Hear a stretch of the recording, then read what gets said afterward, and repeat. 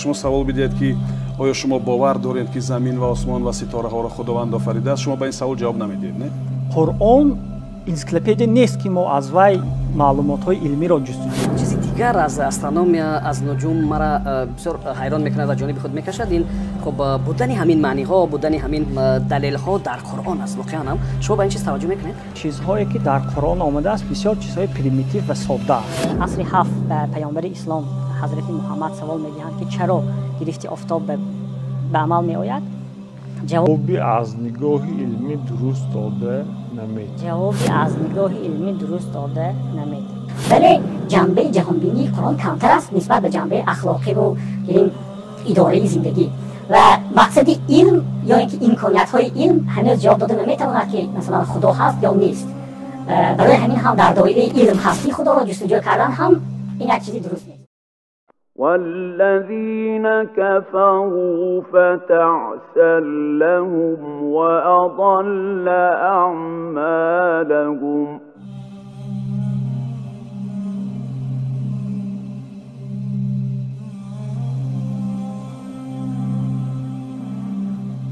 اما یک کثافت در دین از شال تماشا کنم کاش تماشاش نمیکنم حضرت.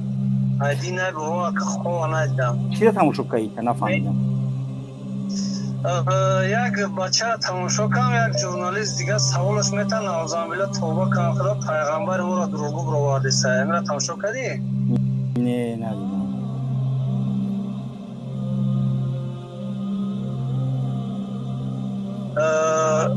که چیم دارم مردک رادیوی وطن در کار میکنه سبحان جلالی ساید همون در برو همونجا دای وجود بدن الله این کار میکنه. باور که را تماشا کنم والله قسم در تاجیکستان بودم اگر یگان بالا را وسر همون میوارد ما یگان کار باید نکنیم.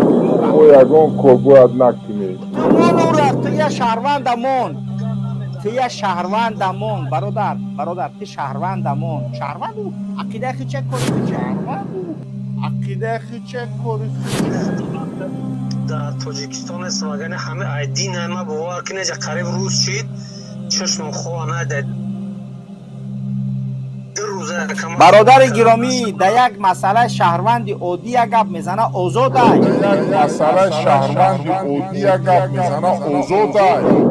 ذلك بأنهم كرهوا ما أنزل الله فأحبط أعمالهم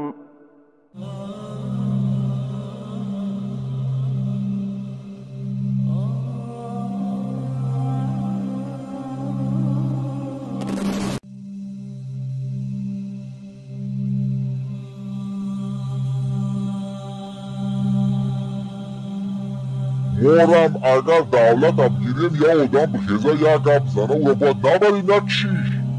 عقیده و اظهاری نظر کردن اوزده ما یگان کسی برای اظهاری نظر زندانی کردنی نیستیم. ما میخواهیم که یک دولت اکنه که در دولت تمام اقشار مردم زندگانی کنن. شما برای یک چیزی که یک آدم در میزنی یا ژورنالیست نه کارتون کنه نه یکان پرابلمه